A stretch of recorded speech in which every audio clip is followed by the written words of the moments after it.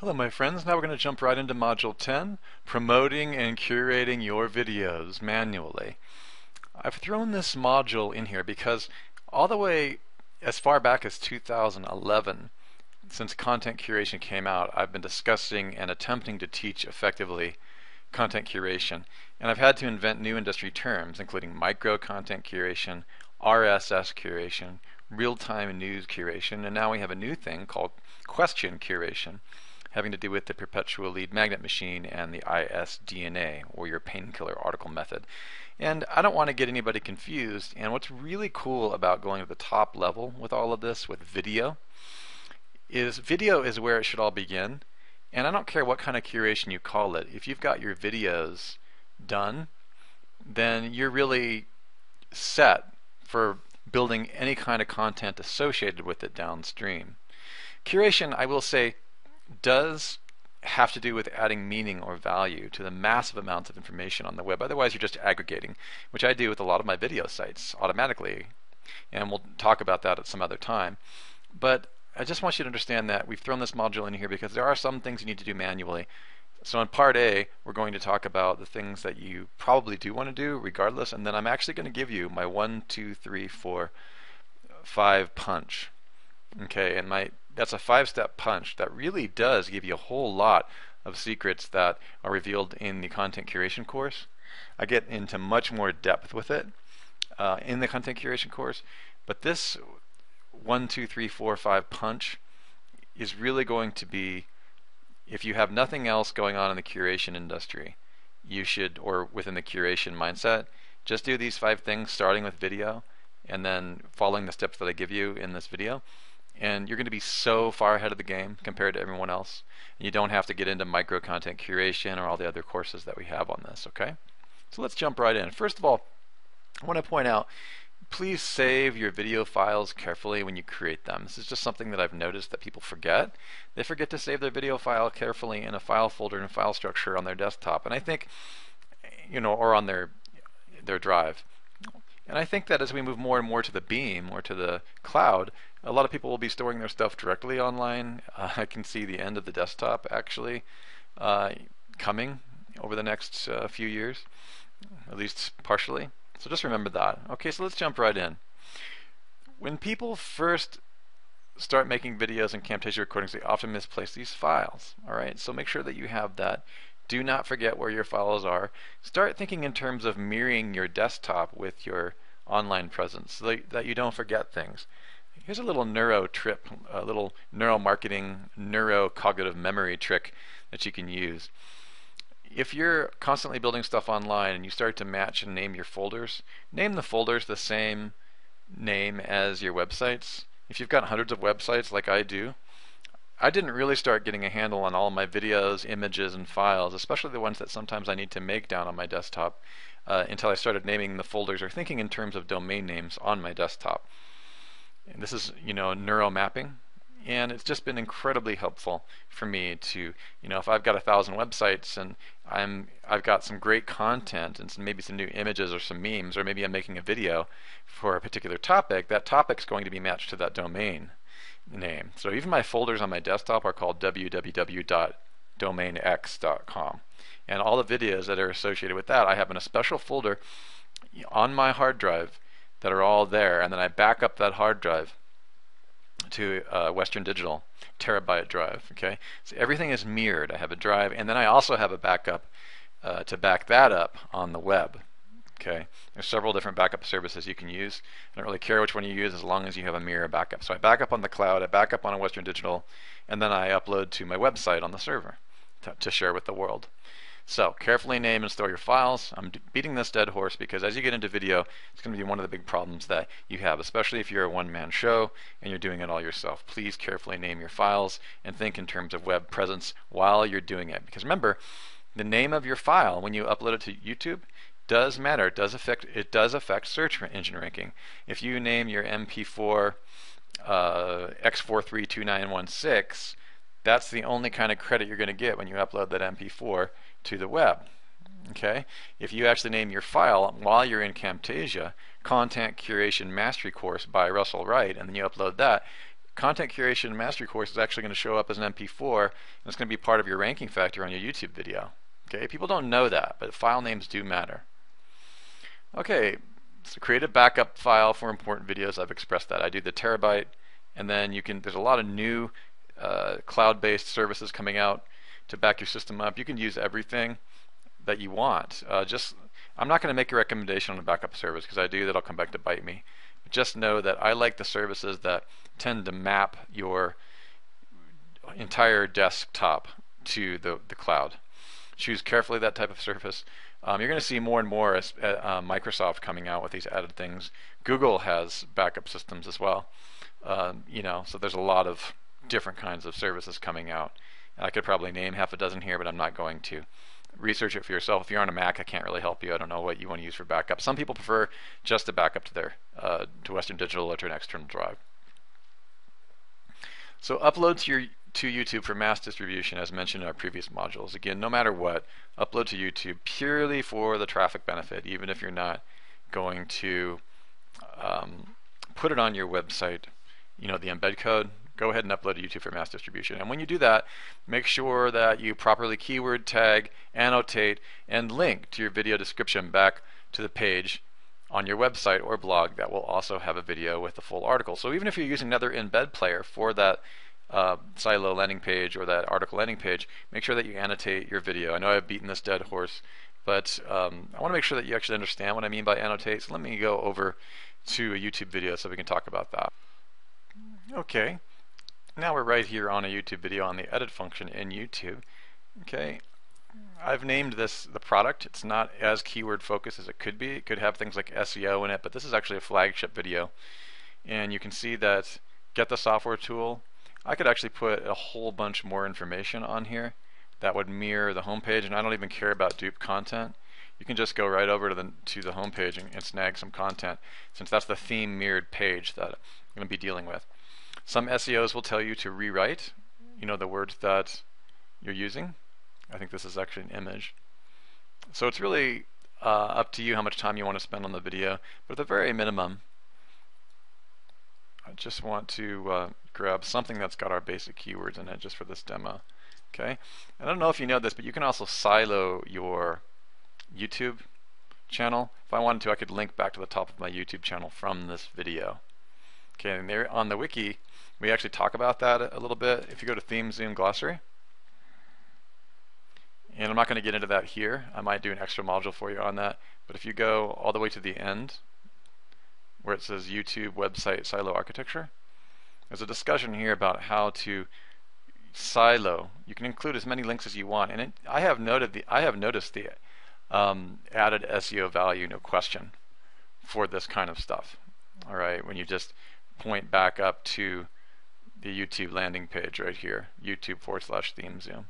Okay, so you could do that if you wanted to silo that. You could say things like, because you don't know when these things get scraped, where to see more SEO traffic videos, visit youtube.com/theme zoom, and that points back up your structure. Okay, and also gives people out there on internet land, depending upon where this thing gets pulled, some of the softwares and plugins that I use actually pull the entire description. Okay, one of the things that I use, Neil Harvey's plugin. This is an incredibly powerful way to make sure that you've got plenty of content when the description is pulled on these blogs that are out there, because you get traffic directly to those links. That's why I put this whole YouTube video thing in here. So that's a little bit about properly keyword tagging and annotate. Oh, I didn't go over annotations. Let's do that real quick. An annotation is, I think I saved this already. Let's go to the master page here.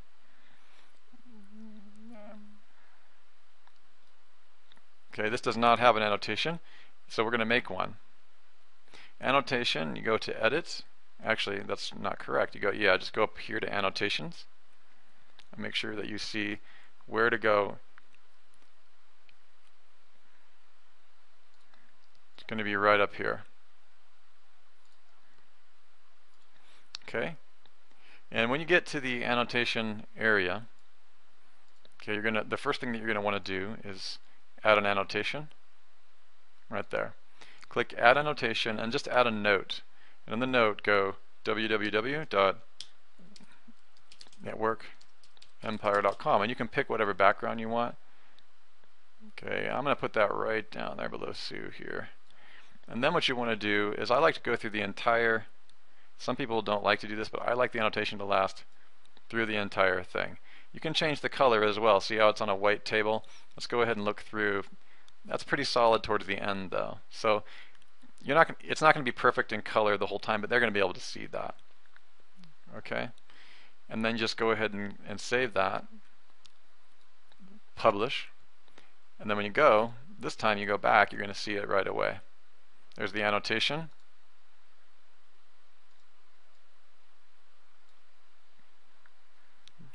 Okay? So that's how that works, and it'll be there the whole time through the duration. There's other things you can do with annotation. This is just a super basic, brief introduction, but I wanted you to know how it worked. Okay, note, if you set up an RSS automation process in the previous module, you'll need to omit those platforms with what I'm about to show you, okay? Because some of these will have already been auto-published if you set up the video syndication like I showed you in the previous module. Decide if you're going to use the YouTube embed player on your site. Install it, or the player of your choice, because I've shown you several. Decide if you're going to install it on the corresponding page on your video website style architecture site. So this is the point where you need to decide what player you're going to use. Okay, once you do that, tweet your video directly from the YouTube channel. Okay, so let me just go show you where to do that. Let's go over to, okay, once it's published, you just go to the share function. Okay, it's available right on your YouTube, right under your YouTube video. Click on share, and then you're going to see your social buttons right here. Actually, specifically there. Okay, you can Facebook, you can tweet, you can Google Plus it, and if you extend, you can go in more. Pinterest, Tumblr. I like to pin, okay, but I didn't get much into pin. I'm going to get into pinning for you. LinkedIn. So let's go ahead and just do a tweet. Okay, and YouTube will cooperate and actually give you the name of the video right in there, and that's what makes it really, really fast. Okay, and there you go. So that's done. And if you want, you can do pinning and all other kinds of stuff. Okay, you can log in with your Twitter account to the pin count. My app should be already authorized. Okay, and then I have to decide where I want to pin it. Now, I wasn't going to get into this too much, then, because they want a short description. Okay.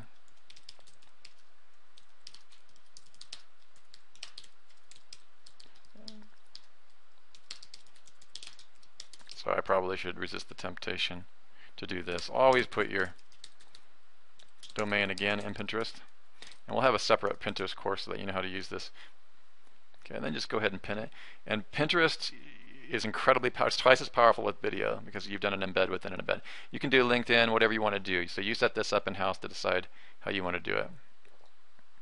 Okay, so tweet, when I say tweet here, yes, you can include anything that YouTube is offering that has not been automated in your previous module. If you've decided to use the automation, or if you've got a one feed, quite a bit is probably automated already for you. So you're going to tweet your web page with your video embedded, your website. So if I installed that video onto the web page with the video embedded, however I decided to do that, then that should go out there and be tweeted. Okay, so for example, here's Network Empire. It should really be tweeted. Okay, now I use something called Power Tweets from Twyla. So this is a little bit more advanced than tweeting. So feel free, if you do not have Twyla, just to only use Twitter. And you can get a Twitter bookmarklet actually here doing just what I said. I don't have it because I use a Power Tweet. And Power Tweets are going to also not only post this on Twitter, but it's also going to post it on Twyla, and I've already given you a brief lecture on that. Make it something nice here.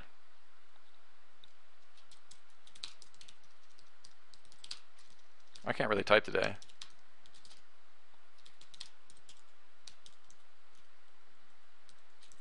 So I'll give one of my buzzes here. It's just a little plug.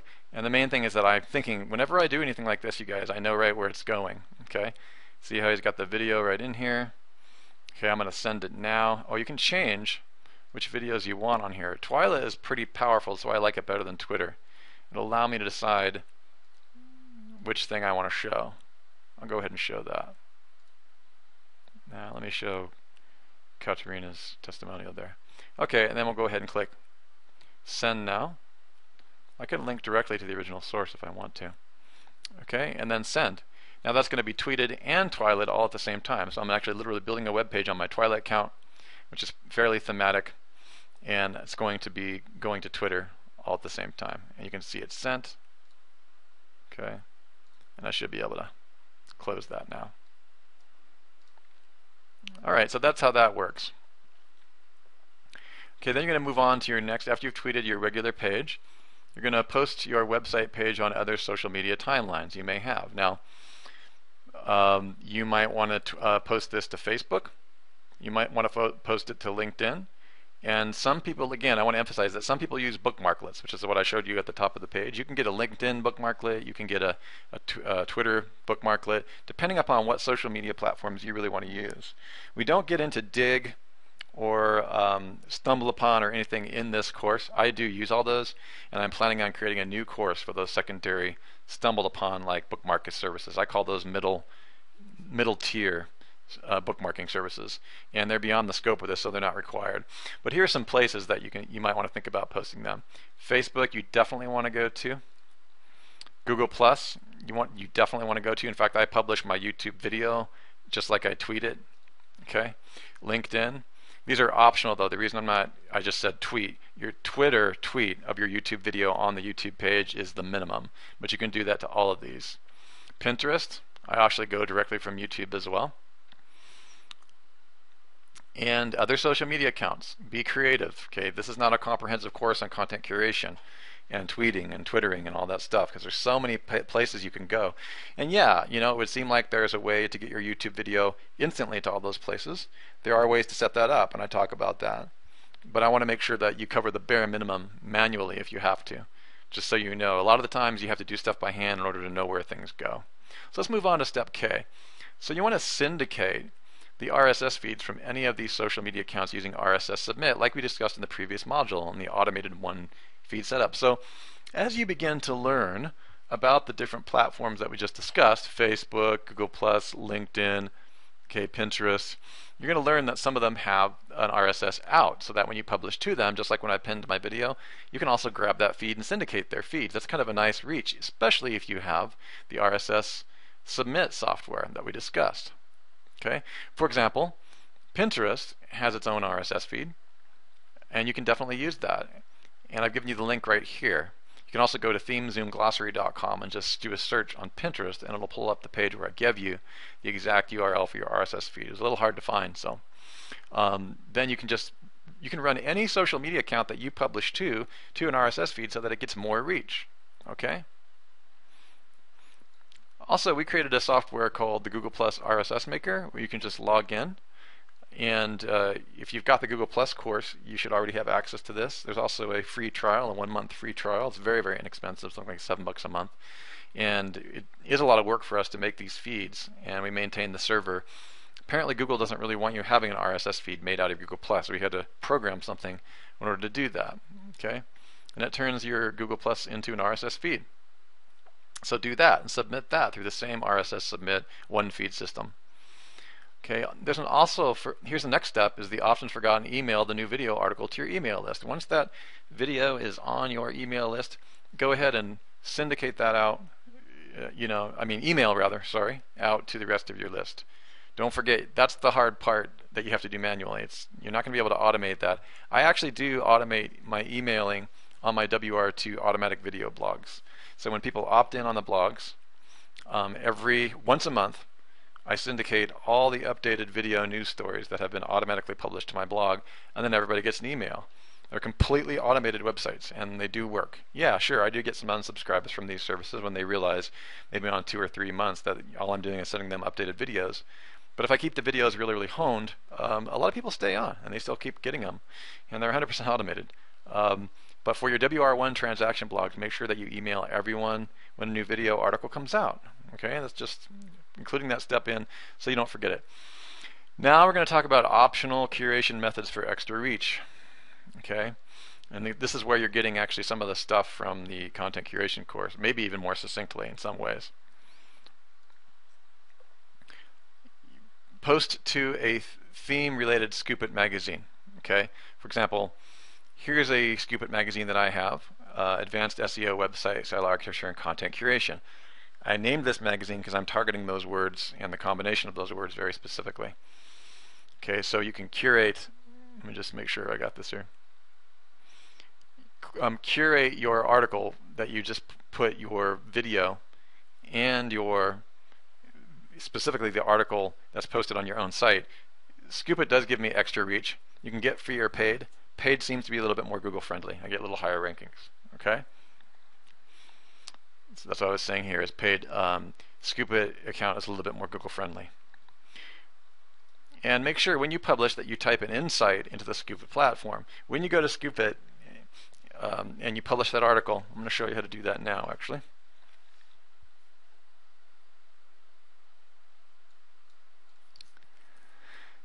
Okay, I use the Scoopit bookmarklet. All you got to do is type in the search engine Scoopit bookmarklet, and that is really all that you're going to need. And let me show you what happens when you scoop this bookmarklet. It just goes like this. It's going to open the Scoopit internal browser mechanism. Okay, and it's going to give you the options to change your headline. It's going to give you the options to add your own image, and then it's going to say right here, add your insight. And then further, you're going to be able to select which social automation platforms you want to go to. So keep in mind that's very powerful. You need to consider what it is you've just recently published to those. And remember, it's going to be the Scoopit link, not your own website link, that gets syndicated to those things. So you really have to decide how you want to deal with it. I go everywhere with Scoopit because I like the format. I'm going to go to, and your insight will be Network Empire, WordPress, SEO, broadcasting system. You could say something like that, or whatever your particular pitch is. Okay, you can edit the image if you want. It'll give you various options like that, and you can add your insight. I really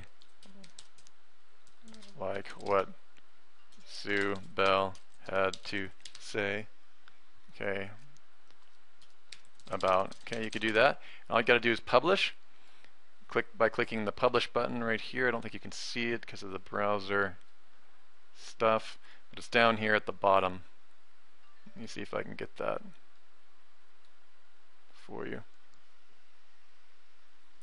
Okay, yeah, I can't really see it, but when you go to your own Scoopit account, you'll see that the publish button is down here. It's off screen. Okay, and then you just click publish, and it's going to go. I'm not going to publish this article because it doesn't really belong to that, but that's a little bit about how that works. Okay. Okay, and then advanced only. This is my favorite 1, 2, 3, 4 punch. Quadruple iframe syndication trick. Okay. Now that you've got a little bit of an understanding of how you can play with bookmarklets, Scoopit, and the other things in the linear path that I gave you right before this section, I'm going to show you what I like to do. Okay. You must have a Storify account in order to perform this. Okay. I prefer the advanced paid SEO Storify account. Now I know it seems like a lot of nitnoids and stuff for curation, but what's really cool is there are only a few paid things that you really need. If I had my druthers, Storify would be one of those paid things because I get plenty of speed and traction with Storify, especially when you embed it in your Scoopit account. In fact, I would have a paid Storify account before I had a paid Scoopit account. Sorry, Guillaume. He owns Scoopit. I would do both if it wasn't a problem because you're going to get double reach. So what I'm going to show you here is the iframe within the iframe within the iframe trick. It's so weird how everything is going, but this is like really what curation is about. So take your video from YouTube and stick it in your Storify, and that's your first frame. You got a frame inside of a story. Okay. And what's going to happen is you'll see is that Storify is then going to get embedded in your blog, and that's a frame within a frame within a frame. And then your blog's going to get published. And, you know, so it just around and around she goes. It's pretty powerful to do all this stuff, especially if you've got the SEO versions of all these things. They're all working together to embed your media. This is really what we call the embedded web right now. It's really crazy what's happening. Then you scoop the Storify story in the correct Scoopit magazine, just like I showed you before when you scooped your regular article with your YouTube video in it. Okay, I love to scoop I don't see a lot of people doing this, but I love to scoop Storify stories, because what happens in Storify is when you go to look at it, you see all the people coming to your story from Scoopit right on the Storify story. Let me just get over there and actually show you an example of this. So here's an example of a Storify story that's been embedded and syndicated in a variety of different ways. What I really wanted to show you is the total view count. This hasn't gotten a lot of reach, but you got to understand, like, this story took me like 4.5 minutes to create with that much reach. I mean, really, this is what I'm showing you here is actually one of my better kept secrets. You can see that the blog, which is the first process map that I showed you inside this video, just to, before I got into the advanced techniques, that's when I told you to just syndicate your regular website article with your YouTube video in it. You can see that it's gotten 24 clicks, but I also want you to see that Scoopit itself is bringing 145 visitors just randomly to the Storify page. And then if you go to my weblog files, you'll see that this story is giving me traffic from both Network Empire, Scoopit, Network Empire News, and Storify. So all of my Google Analytics files show traffic as well. It's really a lot of fun to do this, and this is only the first 2 steps I've shown you. So let's go ahead and go back to the. And then of course there's the all-pervasive tweet the Storify story. I didn't show you on that Storify story, but at the end of the story, once you publish it and make it live, they give you all the same social media functions as everything else, right? And that's really good. Storify has gone in and out of having decent RSS feeds. On the new and advanced SEO paid version at $60 a month, and I know that sounds really expensive. I was really pissed off when I found out how much they were going to charge, but I got to say, the thing is that I'm paying it. I'm definitely paying it, so that should tell you its value. They knew they could get it.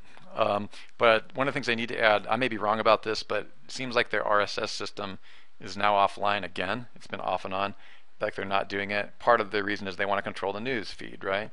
But I'm pretty sure they're going to add it to I put in a request, they're going to add it to the paid membership. Okay, and imagine what you can do with that. You can just do a one feed with your Storify stories. Then the optional is to syndicate the Scoopit magazine RSS feed using the one feed concept in the previous module. Scoopit actually has an RSS feed. Okay, it's a little bit difficult to find, but I do cover how to find that in the one feed to rule them all. I'm sorry, the content curation course. And I'll probably add it as a bonus module if we get enough requests for it. It's pretty easy. The help desk will also show you as well. You just go under settings in your Scoopit magazine and find the RSS feed, and then you can one feed. If you're doing if you're not doing a paid Scoopit account, you probably do want to syndicate your RSS feed. Just gets it more reach. Okay, because Gillum is doing no follows on the free Scoopit magazines. Okay, and then you want to embed the story right on your blog. Okay. This is different than just adding your YouTube video to your blog. This is your YouTube video inside your Storify platform on the paid Storify account inside your search function. You want to create a category called news or industry news, or however you want to set it up. You can, if you take my content curation and premium content curation course, you'll find a lot about real-time news curation, and I made that course when I was not even as much of an expert as I am now. Real-time news curation is really about sticking to your expertise in your industry news, and only, just like I've discussed in previous modules here, only providing insight and news, and even real-time timely news that's related to your product or service. About 80% of the time it should be related to how you make your money. 20% of the time it can be random, if you want to do a random fly ball. I do actually believe that some random stories in your industry increase the novelty within your readership, and that's okay. But what's really cool here is that there's an embed code on Storify that allows you to embed this directly into your blog. There's even a blog plugin called the Storify plugin. I actually have that on a lot of my blogs. Alright, and with the SEO enhanced features, if you got the paid version, they're now super SEO friendly, where they were not before. Okay, showing you how to embed a Storyfy story in a blog is beyond the scope of this course, but I want you to begin thinking about it and then taking our updated content curation course. A lot of this stuff will be available to all members of networkempire.com. Okay, once you've done that, make sure that your blog, or at least the category RSS feed, have been syndicated, just like we talked about when you embedded the YouTube video only inside your blog post. Okay, it's even more important now because this is the let's go back here. I mean, this is so cool when you really look at it. The fourth frame, you can see on what I'm talking about here in the fourth frame. Think about what you've just done here by the time it reaches your blog. Okay, it's just so weird, the kind of web environment that we're in right now. Everything is stacked. So we've got your YouTube video, which is a Google-friendly platform owned by Google, embedded in a Storyfy story, which is a third-party platform that gets a lot of reach because it's newsworthy and it's a very addictive story-like environment. You've got that then embedded, those two things embedded inside your blog. Okay, and so and you've actually got this is the fourth frame because it's actually embedded inside Scoopit as well. And I call it the fourth frame because here's a little trick that I noticed does seem to bump rankings, is I will actually take the Scoopit link, okay, with the Storyfy story in it, and I will put it in related articles at the bottom of the Storyfy story. Okay, so you can put a lot of things inside of the Storyfy story. And so I'll just literally grab the Scoopit link and drop it into the Storyfy story on related articles, because I don't want people to click on it in the body of the article because it's going to just have the exact article that they're on, and that's really rude. But that's the fourth frame. You've literally got 4 curated things, all topically, thematically related in like 5 minutes or less, with a really compelling headline and story embedded in your own blog, and then that blog's going out through your RSS feed, through your one feed to rule them all, set and forget, which I'm sure you're familiar with. And so you've just got traffic and frames coming every which way, and if you've got the upgraded version of these softwares, you've got the SEO power packed frames. So YouTube inside Storyfy with a Scoopit link inside Storyfy at the bottom under recommended links, then embedded in your blog, all of those being syndicated. It's a 1, 2, 3, 4 punch. I mean, it's really, really cool, you guys, and almost nobody knows how to do this. All right. So make sure your blog, or at least your category RSS feeds, have been one feed syndicated. I mean, it should be obvious to you, because if you've embedded it, obviously if you've embedded your Storyfy story or anything, including whether you've stacked it from YouTube, Storyfy, Scoopit, whatever you've got embedded in there, should always be syndicating through our massive one feed RSS system. Either we should have done it for you, or you should do it for yourself. Okay, and it's just worth learning, because when you add this stacked on curation method, this what I call this 4-frame punch, I'll probably end up giving you guys a little bit of a video of exactly how I do it at some point. I'm not sure where that's normally a part of the curation course, so I don't know if I'll include it in this video website silo course, but I probably will, because I really feel like you've got a lot of juice and energy flowing with video. You're going to really just need to see how it's done, so I'll probably throw that in here. I just hadn't really thought about it until just now. So the theme zoom feed should be syndicated. I mean, your feed, yoursite.com/feed. It's going to have all your Storyfy stories in it. It's going to have whatever you have on your blog. Just make sure that's always, it should be happening anyways, but just don't forget it, because you want even more reach. And when you have that RSS stuff set up, it really guarantees that your YouTube video, your Storyfy story, your Scoopit entry, and your blog post are all getting much greater RSS reach than your competition. I know this is probably going to be easy for some of you to understand, but I can't explain why. It's been really difficult for me to explain this to students. I mean, I thought I had great maps and everything else, but I think this first 1, 2, 3, 4 punch, like a frame within a frame within a frame description, is probably the best I've ever done it. Because think about this, you guys. You're getting traffic from YouTube to your main page. You're getting traffic to your Storyfy story, and then traffic to YouTube. You're getting traffic to Scoopit to your YouTube to Storyfy. You're getting traffic to Storyfy on your blog. You're getting traffic to your blog to Storyfy to your video page. I mean, you see what's happening here? Is you're getting traffic on all these platforms, many of them high platforms, and many of them very viral platforms, all of them embedded, all driven by video, because the story that you create should happen very, very quickly from the video down, just like I've been talking to you about. Do your video first, test it. And if a story gets traction on Storyfy, I do more videos on that story. Let the audience tell you what to build your videos for. They'll tell you what stories they're liking. Okay, note, curationprofits.com for more advanced curation. Okay, obviously you know we have this course, and this is not a power pitch here. I just want you to know that we do have this course. I feel good about it, but it's also a lot of information. Sue went in there to take a look at it and said, holy mackerel, I didn't realize, Russell, you had so much stuff in there. And it is in the middle of being updated for 2013. Okay, so most of what you're going to get in the benefit of this course I've just described to you in this video, except I get a lot more into how it's done, and some of the stuff in there on Storify is outdated, so I've got to replace it. So I think I have decided I'll go ahead and give you guys a video of how I use Storify, Scoopit, my 1, 2, 3, 4 frame punch. I think I'll show you how I do it so that you don't have to buy the curation course, which gets into all kinds of seriously powerful punches. And since we are updating it, I think it'll be useful for you guys in this video website style architecture course to have it. Now, once you've got this down, keep in mind that this course is a work in progress. Once you've got this down, test it a couple times. Follow the tasks in this module, and then move on to the next module. This is by far, this section, this module, how to hand curate your videos, is by far the most important thing you'll learn in 2013, probably and beyond. You might even find things that I'm not even talking about here. Like there's a lot more things that I pull into my Storify stories and into my blog posts, such as my other social medias, my tweets, the Google Pluses. That's just why I have to cover it in a whole another complete course. But you get the idea, and I want you to be creative. Just remember, when you start getting reach and traction from all those sources, you'll get better at creating content. And really, Storify is so powerful that it deserves its own course. Okay, it really does. It even deserves a new course better than the content curation course, because when I built this curation course, Storify was not as powerful as it is now. Okay? All right, so move on to the next tasks, and then when you're finished with that, move on to the next module. You're well on your way to understanding website silo architecture. Oh, one thing I would like to add is that I'm not telling you to use Storify on your website silo architecture system.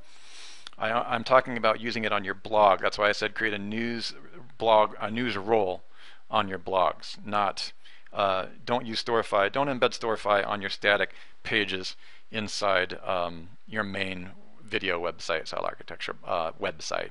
Okay? All right, we'll see you on the next video.